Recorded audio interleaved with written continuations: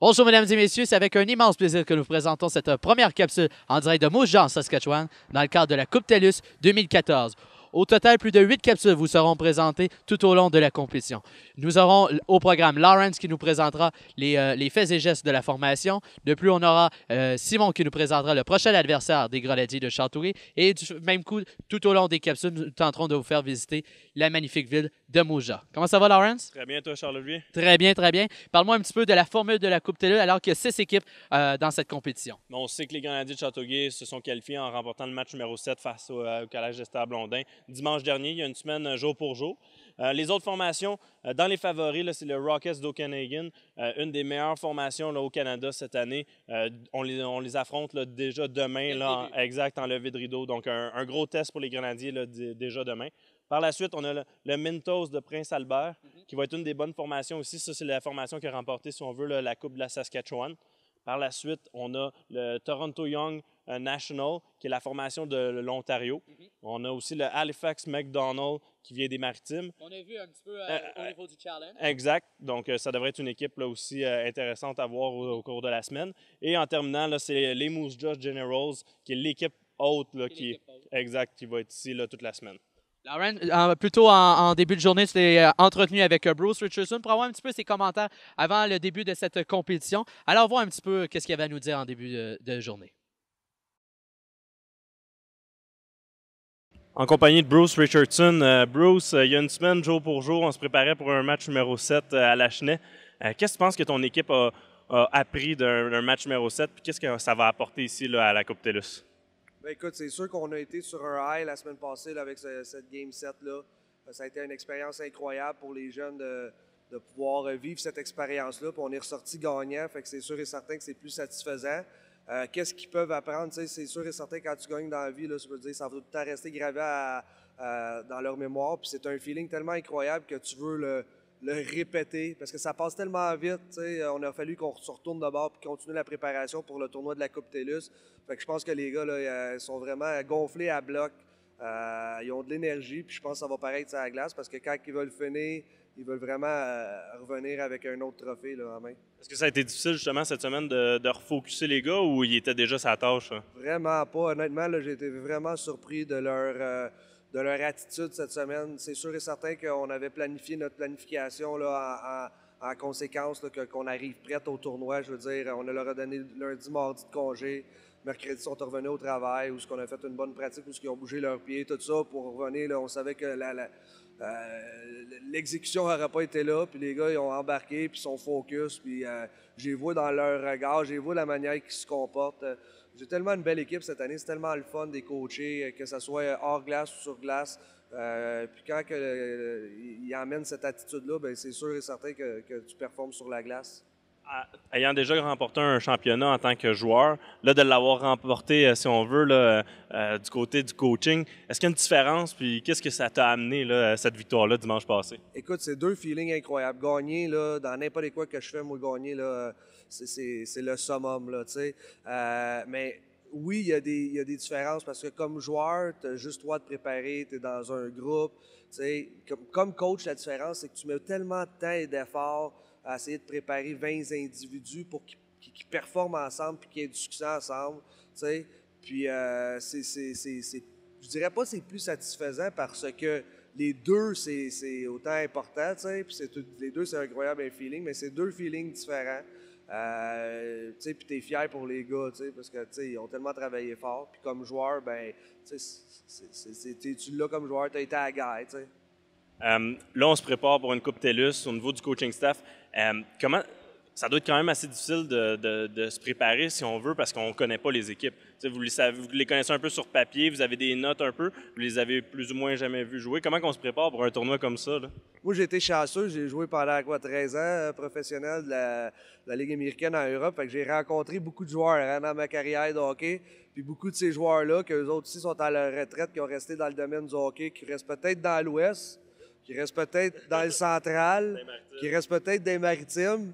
Fait que c'est sûr que je me suis informé avec anciens coéquipiers ou connaissances de hockey qu'ils auraient peut-être vu les équipes jouer. Mais c'est sûr que, comme on dit, on fait tout le temps un pre-scout ces équipes. C'est pas comme si on jouerait Magog ou CEB. C'est sûr et certain que ça va être différent.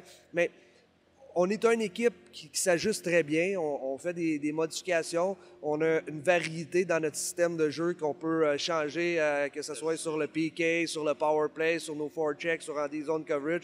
Puis les gars, là, rendus à ce temps-ci de l'année, ils savent qu'on est capable de s'ajuster. Fait que si on a à s'ajuster, on va s'ajuster. Puis regarde, la première journée, tout le monde joue. On va voir toutes les équipes.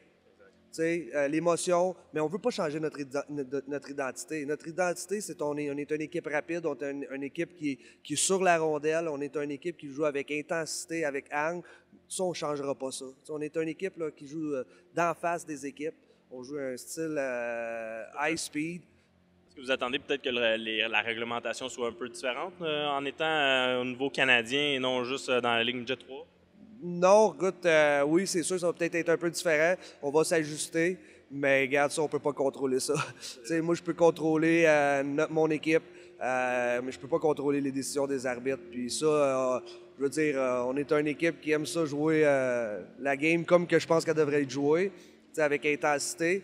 Puis, on va s'ajuster au fil du tournoi. Mais on s'est amélioré beaucoup là, cette année dans le département de la discipline, puis je pense qu'on va le faire encore aujourd'hui. Je pense que les gars, ils voient l'enjeu, puis ils vont embarquer dans le bateau. Qu'est-ce qui va être très important dans un tournoi où est-ce que tu as une possibilité de jouer 7 en 7, 5 en 5 pour sûr? Là, peut-être 7 en 7 avec une demi-finale, finale. J'imagine la récupération, ça va être quelque chose de très important. La nourriture, on dit en anglais le fluide, le fluide qu'il se met dans eux autres, le repos.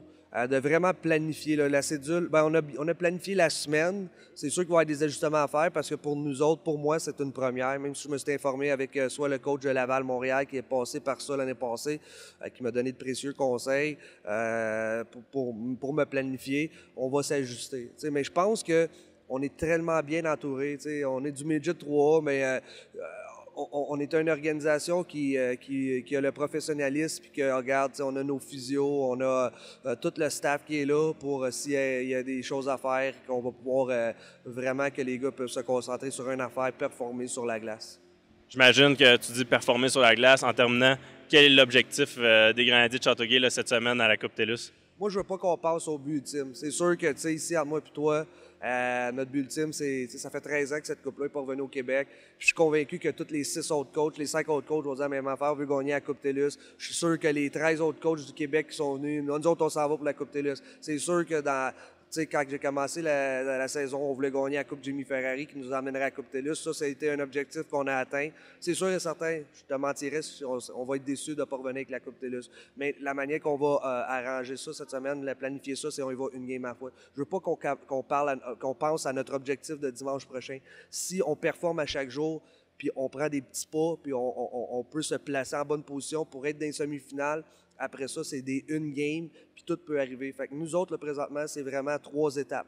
La première étape, c'est le tournoi à la ronde. On veut se classer dans le tournoi à la ronde pour aller à la deuxième étape, qui est les semi-finales, puis la troisième étape, qui est la finale. Fait que là, on se concentre sur la première étape qui va nous emmener. Puis si on performe, mais ça va nous emmener à la deuxième étape. Puis encore, si tu performes, ça t'emmène à la troisième étape. Puis après, comme je te dis, on veut emmener la Coupe TELUS. Merci, Bruce. Ça fait un plaisir, puis bon tournoi.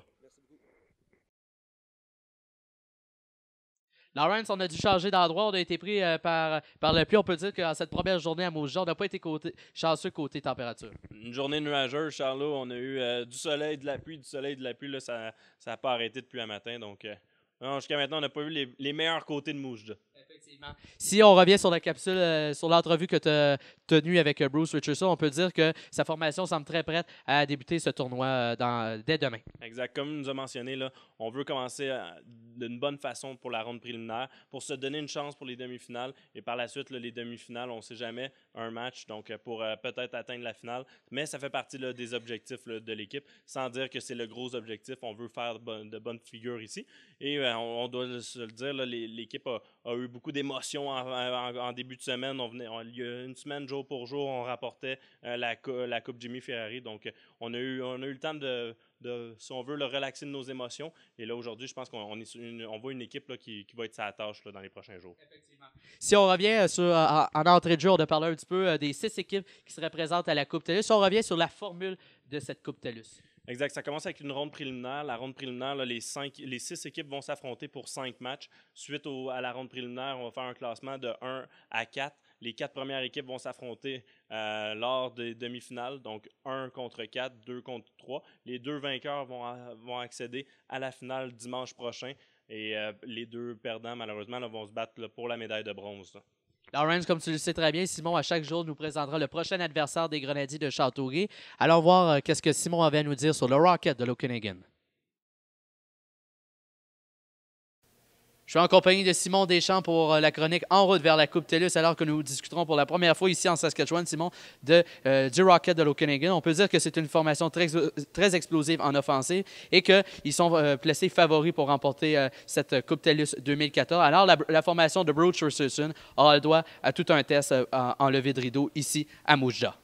Demain après-midi, 4 heures de la Saskatchewan, 6 heures du Québec, les Grenadiers affronteront le Rocket, une équipe qui a été très puissante en offensive depuis le début de la saison. 225 buts pour dans toute la saison, en ont encaissé seulement 118 pour un différentiel de 117. Donc vraiment, ça va être une équipe très explosive sur la glace. On peut dire que la formation de Bruce Richardson aura le droit à tout un test en levée de rideau.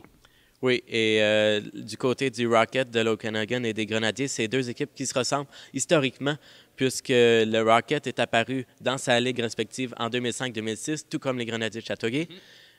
À l'instar des Grenadiers, c'est leur première participation à la Coupe TELUS. Les Grenadiers qui avaient gagné en 2006 sous le nom des Patriotes de Châteauguay la médaille de bronze. Effectivement. Simon, de plus, parle-moi un petit peu, quel fut le parcours du Rocket de l'Okanagan en saison régulière et en séries éliminatoires? L'Okanagan, le Rocket qui a dominé sa ligue en 40 parties, a récolté 35 victoires, 3 défaites et 5 nuls. Donc, vraiment, ont dominé leur ligue. Et en séries éliminatoires aussi, ont dominé au niveau des buts. La première série a été remportée contre le Thunderbird de Fraser à 17 buts pour contre 2. Donc, en 2 matchs, puisque c'est des 2 de 3. Après ça, on a battu le Hawks de Valley West. Oui. Et ensuite, en finale, on a battu les champions des 5 dernières années. Oui, qui ont remporté la Coupe TELUS depuis les 2 dernières années. On a remporté les Giants de Northwest Vancouver pour se rendre au championnat régional de l'Ouest et ont battu les 2 derniers vainqueurs de la Coupe TELUS, et le Chief le Chief de Red Deer. Et ça a été toute une finale, toute une finition en prolongation 3-2. Liam Finlay qui a donné le but vainqueur à son équipe. Quel joueur sera surveillé du côté du Rocket pour la formation Châteauguay? Du côté du Rocket, on a un défenseur qui s'appelle Tanner Brownie. C'est un défenseur avec de solides épaules qui aime finir ses mises en échec. Un solide gabarit, se place très bien dans la ligne de patinage. Un tir puissant à la ligne bleue. Donc, le gardien des Grenadiers et la défensive devra se méfier en se mettant devant les lancers. Donc, ça va être leur arme, un général en défensive. Ensuite, on a Liam Finlay et Tyson Jost, 2 joueurs qui se ressemblent, 2 joueurs rapides, 2 joueurs qui aiment finir les jeux dans le filet, aiment compter. Donc, ça sera tout un duel en perspective demain après-midi. Simon, merci beaucoup. Demain, on se revoit pour discuter du Mentos que les Grenadiers affronteront éventuellement. Alors, merci beaucoup, mesdames et messieurs. Merci, Simon. Alors, Lawrence, on peut dire qu'on peut attendre tout un duel entre les Grenadiers et le Rocket. Oui, 2 des équipes favorites du tournoi. Là, on le sait, le Rocket, c'est une des équipes les plus offensives de ce tournoi. Donc, non, je pense que demain, là, on va avoir un bon duel. On va espérer que ce soit un duel, là, que peut-être un petit prélude là, pour la finale là, de dimanche prochain. Donc, on va espérer que les Grenadiers se rendent aussi loin que ça. Là, Merci. Merci de ta participation à cette première chronique et aussi à Simon. Nous vous invitons à visionner la web diffusion du match de demain opposant les Grenadiers au Rocket dès 18h heure du Québec. Et nous invitons aussi à visionner les réseaux sociaux des Grenadiers pour avoir tous les détails de la journée. Merci beaucoup et à demain.